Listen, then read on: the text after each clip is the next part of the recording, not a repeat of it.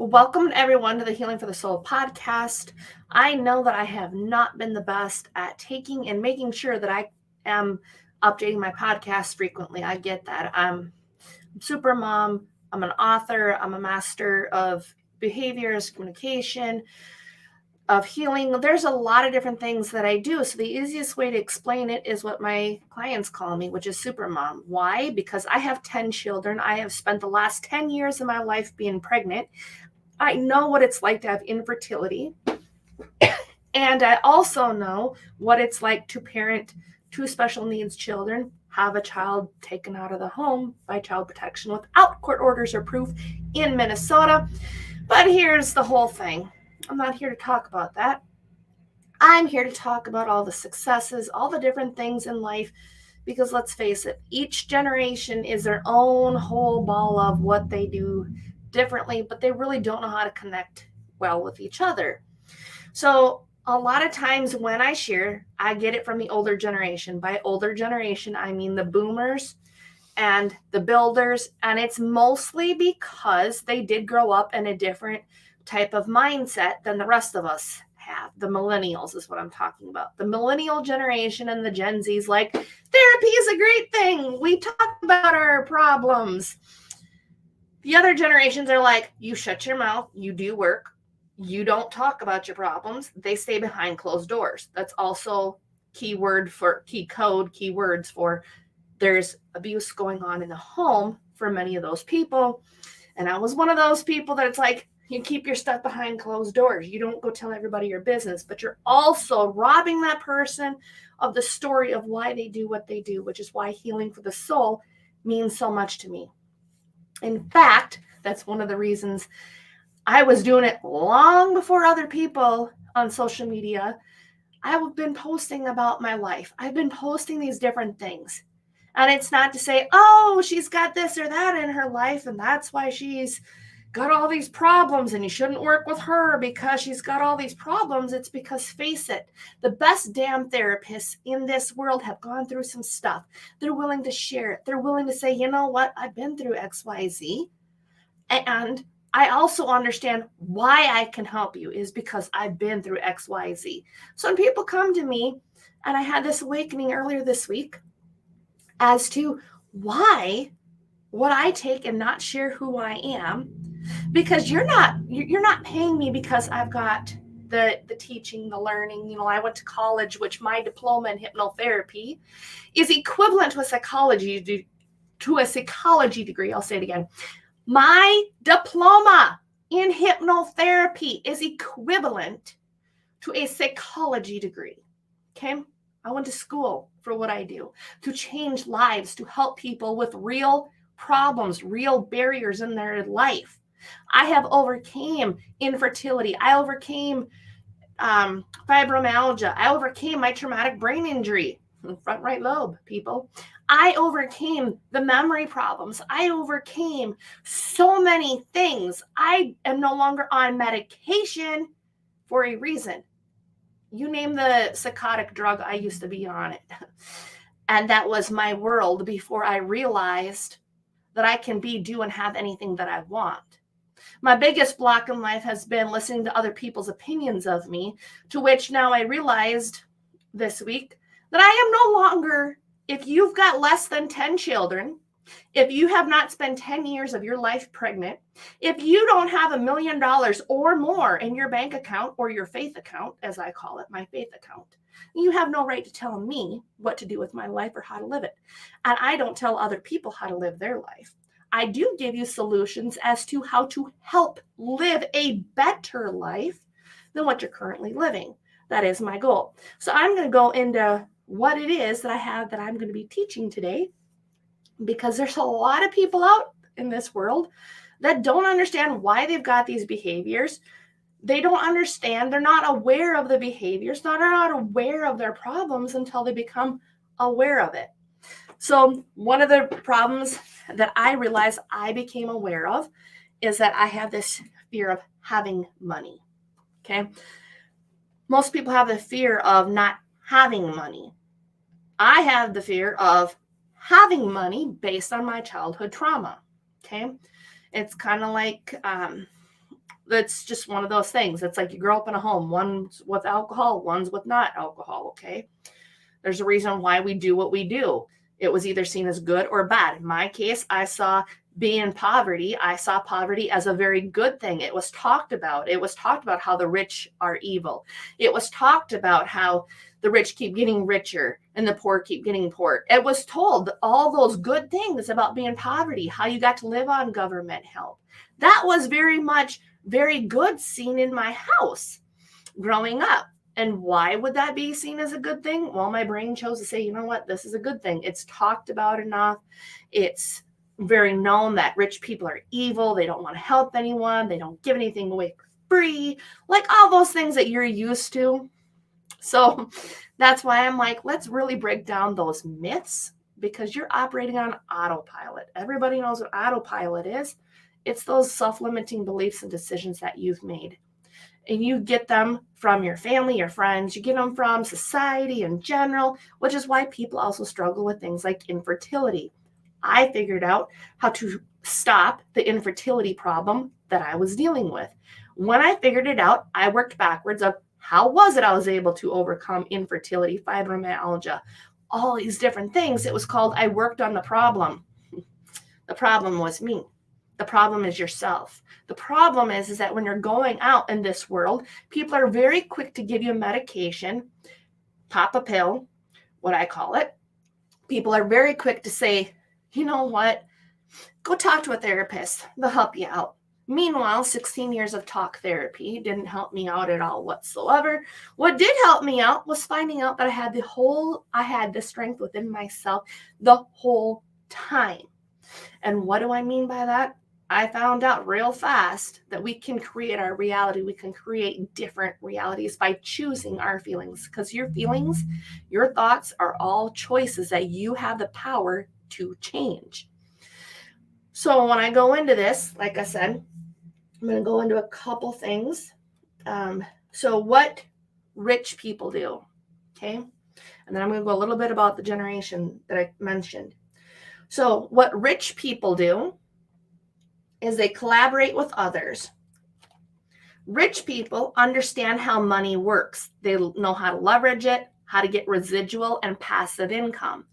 Most people have never heard of residual, passive income, or leveraging their money. Now, the residual, you've got residual bills. They come every month, do they not? Until the day you're dead. And then after you're dead, your family takes care of your bills, do they not? Okay, so that's residual bills. What about residual income, where you do work one time and the money just keeps coming in all the time? That's different than passive income, by the way. Rich people also understand that time and the value of money. They understand the differences. Time will always be more valuable than money, which is why rich people hire somebody to do the work that they don't want to do. That's my next line. Okay, so rich people collect books, seminar experiences. They do trainings, like what I've done, many trainings. They collect audio programs, and they teach themselves and they educate themselves on something they want to do. See, I was never meant to be a go work for somebody else, which is why I figured it out now as an adult. Why the school? Why the teachers would get so damn mad at me for not staying in the box?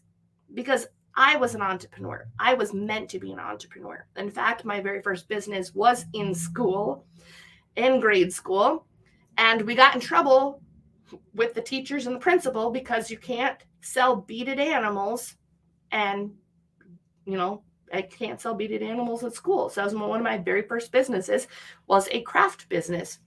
I got in trouble for it. The reason why I can't work for anybody else is because, one, I know the power of my own mind. Two, I also don't have that I can do what, yes ma'am, no ma'am, tell me what to do next. I cannot. No, I don't take instructions well from other people. I give other people orders. I can do that, no problem. Just ask my husband, he'll tell you. We get into it because of that reason. I am such, oh, I should tell you this. I am such a damn good, powerful leader that I've got our son, Jeffrey 3, who is 7, well, will be 7, he's 6 right now. I'm such a good, powerful leader that my son knows exactly how to get his other brothers to do what he wants them to do. Now, powerful leaders also know that with that powerful leadership comes a lot of responsibilities of learning how to grow yourself, how to know yourself, how to lead yourself well so that you can lead your team. They constantly grow themselves. That's a whole other thing. Rich people, they learn from mentors, seminars, books, and they never stop learning. That's also what leaders do. So rich people also own businesses, which means they give jobs to other people. Okay, conservative spenders. They think about, how can I do both? They don't sit here and think, well, either or, I can either do this or I can do that. No, they think, how can I do both? They focus on opportunity. Okay, so rich person, you tell them, hey, it's going to cost $2,500 to invest in yourself for 2 months. You invest in yourself for 2 months.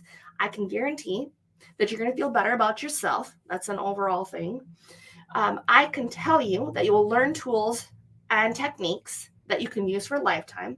I also can tell you that you'll be able to have a hypnotic recording library that you can go back to at any time in your life and go listen to again. Okay, they look at that as an opportunity to invest in themselves, and they say, how much is this going to be worth to me so that I no longer have to take anxiety pills? It's worth quite a bit. You're going to think about how much money that they save. They're going to think about those things. They're going to be thinking about all the therapy appointments, because I looked up the average talk therapy to start to feel better with anxiety alone, mild anxiety, is anywhere from 3 to 12 sessions. I took the dollar amount. Mine is cheaper. At $500, mine is cheaper because 5 sessions, 2 months equivalently, is what it is. But then you get support in between and all that. None of that stuff you get in the traditional ways, by the way. So they focus on those opportunities. They look at something and what's going to be the return on investment. For people that don't know, it's called the ROI, return on investment. What is this going to do for me? And the rich people also, the rich people take people from people who are already rich as much as they are, or richer. They don't take advice from poor people. Just saying. So this is poor people. Poor people, and I'm this situation currently. However, knowing what rich people do, that means go study them, which I have done. I have studied successful people. Now I need to study the rich people. Okay. So this is what poor people do. They use credit cards. They don't understand or care to understand residual income or passive income. They think time equals money. They trade their time for money, which is why they go get a job working for somebody else. Did you know, by the way, that at your current rate of where you stand at a job, working for whoever you're working for, did you know that everyone on this planet, if they work for 45, everyone working for 45 years will be a millionaire? The problem is that you don't see that it took you 45 years to become a millionaire. I don't know about you, but I don't have 45 years to become a millionaire. No, it's called like, we need to get on this now. I'd rather be a millionaire now, not 45 years later, doing what most people do. Now, also poor people, they collect DVDs, movies, video games, they entertain themselves, Facebook, social media, they do all of those things. They stop learning after school, or they stop learning after the latest program. This is a problem with a lot of businesses. Oh, we only train our employees to do the job. And you wonder why you've got a retention problem. You wonder why you've got low employee engagement. You wonder why people want to take and go somewhere else. Why people aren't getting along. It's because you're not training them to do more than what you want them to do, which is just do your job and shut your mouth, like most businesses want people to do.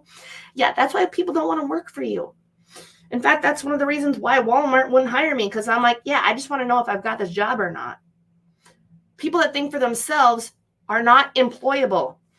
People, I'll say it again, people that think for themselves and know how to think for themselves and do it consistently cannot work for anybody else, because you literally cannot tell me, go do this, this, and this, and then expect me to go do this, this, and this, because I always go above and beyond. That's what I've always done.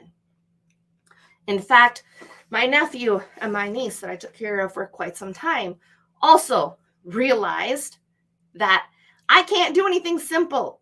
I am not a simple-minded, do this and do that. I am not simple-minded at all whatsoever. I mean, like, I have to have someone teach me how to be simple and how to be dumb and how to dumb stuff up. I need to be taught that.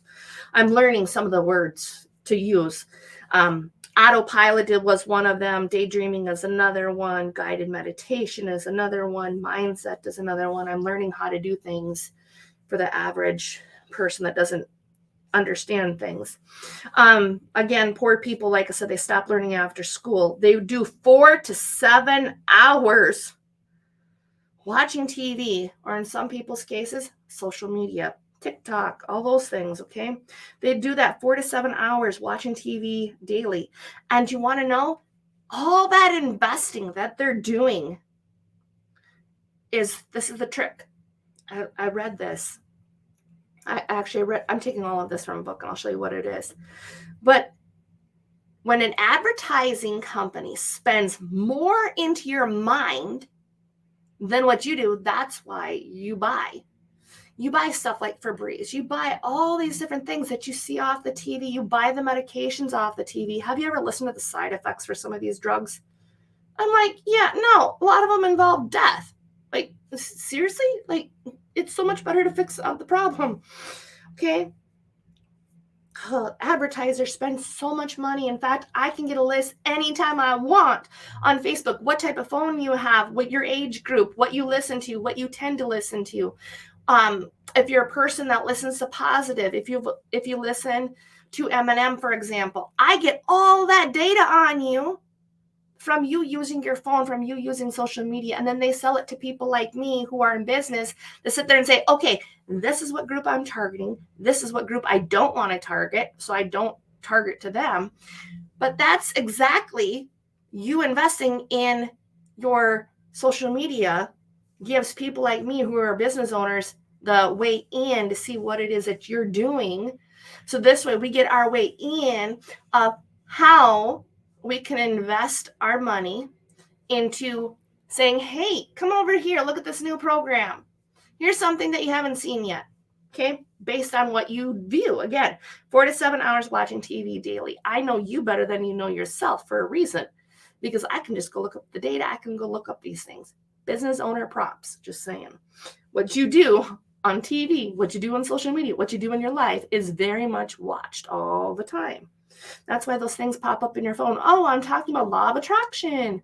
Okay, law of attraction. That's the reason why we listen in on the phone, why they have it, so we can listen in.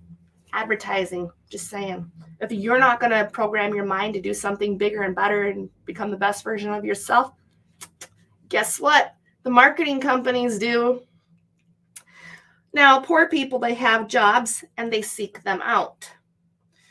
Poor people, they're the either or. They believe in the you can't have your cake and eat it too.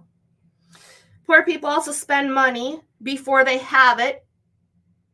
You got a car payment? Okay, you spent your money before you had it. Just saying. Or they spend it as soon as they get it. How many people are like, as soon as I've got money this Friday from my paycheck, I'm going out to the movies. I'm going to go buy McDonald's. I'm going to go buy XYZ. You haven't spent before you even get a chance to get it. That's what poor people do. They also buy things that they can't afford. Do you seriously need the newest vehicle, the latest iPhone? Do you seriously need those things? No, you don't. You're not happy on what you have. right in front of you right now. So you think that the latest, newest thing is going to help you out in your relationship. You think, oh, if I have this 2023 vehicle, if I have this 2019 truck, this 2020 truck, oh my God, it's going to be so amazing. I'm paying $80,000 for a vehicle that in 4 years from now, when I go to sell it, it's going to be worth a whopping $40,000. Meanwhile, you've spent out how much money? I mean, like, this is what poor people do.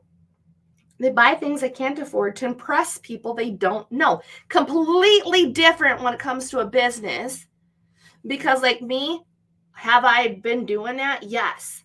But do I do it to impress other people? Fuck no, I don't. I do it so I can help other people. I invested in this Live to Lead event because it was something that I'm like, you know what? If people want to actually say that they want to work with me, but they don't have the money, because that's what I hear a lot is that excuse of, I don't got the money, but I got the money for the car payment. I got money for all this other stuff. Okay. But I tell you right now, if you were to budget and you didn't have a budgeting problem, I guarantee you to have the money. Okay. I'm doing stuff for my business because 1, it's helping me, and 2, it's also helping my family. 3, I can help more people by what it is that I'm doing. And I know that. So mine isn't selfish and self-seeking of, I'm going to impress other people with this new vehicle.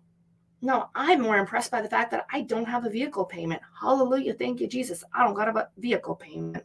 Okay. It's not the nicest vehicle, but guess what? It gets me to point A to point B. Poor people also focus on the block, the excuses. They focus on, well, I can't do this. I can't invest in myself because I'd be selfish. They think they're selfish all the time. Yeah, you are right. You are selfish because when you don't have enough money, you're not able to support that mom that's been busting her ass, working her ass off, doing what she knows she needs to be done in order to have money for her children. So her children don't go to sleep at night crying that they don't got food. You're right. You are very selfish on the fact that you don't want to invest in yourself because you'd rather stay stuck in your problems. You are right. You are very selfish because you don't want to share your money with other people because you'd rather stay selfish on a vehicle that, quite frankly, they end up in the graveyard anyway. Your vehicles do. They end up in the graveyard because you either get hit or killed or some damn thing happens to your vehicle. They end up in the graveyard, okay? So where we'll go with this is like the mindset difference. Okay. And this is where I labeled it mindset and where I am using it for my podcast, because we'll go through the quick generational issue. This is the birth years for the builders, the 1929 to 1945. Their life paradigm, and this goes a little bit into the boomers, especially if they've been within that 5 years of 1945 being born. Life paradigm, be grateful you have a job. Boomers, I want better. Technology, the builders, they hope to outlive it. The boomers like master it. The market for the builders was goods. Like that's where the Industrial Revolution age came in. If you ever read Think and Grow Rich, the boomers their market was services. Like, how can I help you? How can I do things differently? The ethics of the business of the builders was conservative. The boomers are self-based. Selfish, another helping of selfish. The view of authority. The builders was respect them. The boomers was replace them, get rid of them. Okay. The pandemic's effects. The pandemic. So the builders, we've seen tough times before. Think about it. The builders really have. The builders grew up. Okay. The builders grew up right before the Spanish flu hit, because their parents dealt with it. The builders also dealt with the Great Depression. The builders have also dealt with a lot of recessions. They've also dealt with what happened after the Great Depression. World War II, the bombing of Pearl Harbor. These people have so much value to give to this world that a lot of people in the millennial and the Gen Z don't understand their value that they provide. If you would sit down with a builder and you would ask them questions like I did, thank God I asked my grandpa a lot of questions. My grandpa told me, you know what a lot of business owners do is they invest only in one thing. They put all their eggs in one basket. I have never been that I was going to say stupid, but I have never done that where I put all of my eggs into one basket. You know why? Because I learned you get good at one thing, you move and you do a little bit more in that same area. This is what I've done. And that is the reason why I do a lot. I have a lot because I've learned a lot, because you cannot put all your eggs into one basket. That's a definition of how to get yourself out of a job. That's a definition of how to go work for somebody else. I mean, like, you don't do that. Because there's days in my hypnotherapy business, like right now, isn't going so hot.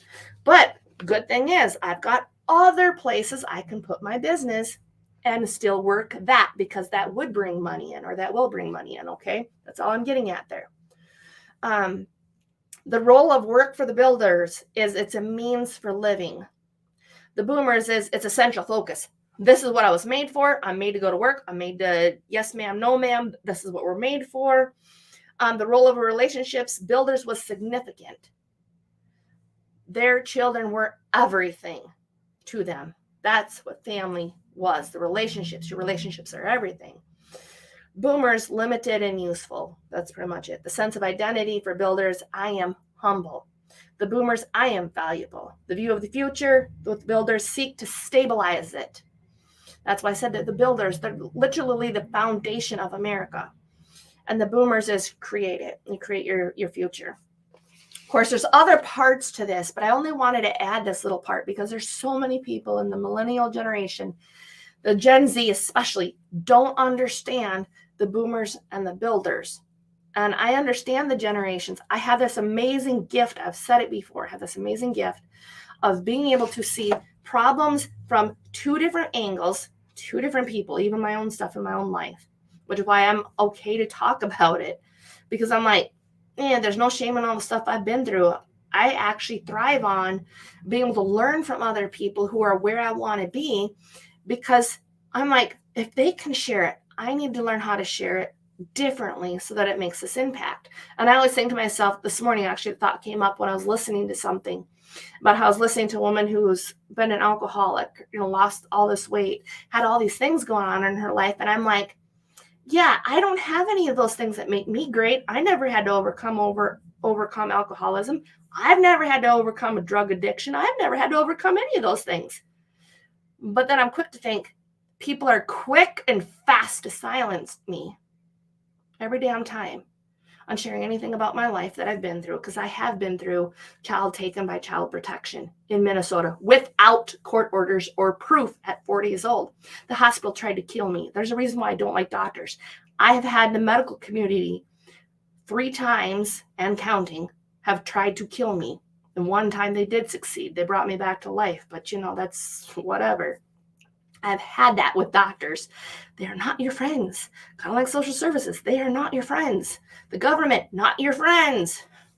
But anyway, I've had those experiences. So when people come to me to help them, I use my experiences, because I'm not sorry, but I don't think you want to go through the life that I've had to live and then deal with any of that, because I would never want to repeat anything I've been through. No, thank you. I don't want to repeat anything that I've been through to get to where I am now. And the reason I want to help more people is solely because if I help more people, there should be more better people in this world. And that's what my goal is. I want to help more people in this world achieve their goals. I'm so tired of the nonprofits. Oh, we help people low income and in poverty. Really? You do? Because it sure doesn't look like it. Last time I learned, all you do is teach them how to get a fish. You teach them how to go to the handout lines, how to go to the checkout, help me out, food stamp line. You don't teach anyone how to get off their butt and go fish. You don't teach them how to use their mind to have anything that they want. You don't do that. So I'm just saying this because it's the truth. See, I have the insight of the exposure of the actual system and how it's rigged to keep a person down and keep them in poverty. I should know. I just filling out the food stamp application today again. And I was looking at it, I'm like, you know what? All these limitations I'm fighting for to keep. Why? And it's like, oh, that's right. This isn't about me. This is about the fact that my kids need food right now. This isn't about me and the fact that I've been busting my ass off working as best as I can to help other people. It's not about me right now that I'm having to do this, because this is a temporary situation. This temporary situation that's only lasted since I was 18, but who's counting? This temporary situation I know is going to be over. And the problem is that I'm facing right now is that there's a lot of people, because they don't see all the stuff happening in the last 5 years in my business. They don't see it all into fruition now. I'm sitting here like, I know it's coming. I know it is. I know with all my heart, mind, and soul that everything that I have put into my business the last 5 years, I know that I've got something so powerful in my mind that I stopped sharing a lot of what's going to happen, because there's so many small-minded people around me telling me to stop. Don't do this. Don't do that. Because the second I tell them, oh, this and this and this is going to happen, quickly shut down the gate of Robin. Quickly shut her voice down. Quickly tell her that that's not going to happen. Because there's other people in your life that are doing the exact same thing to you.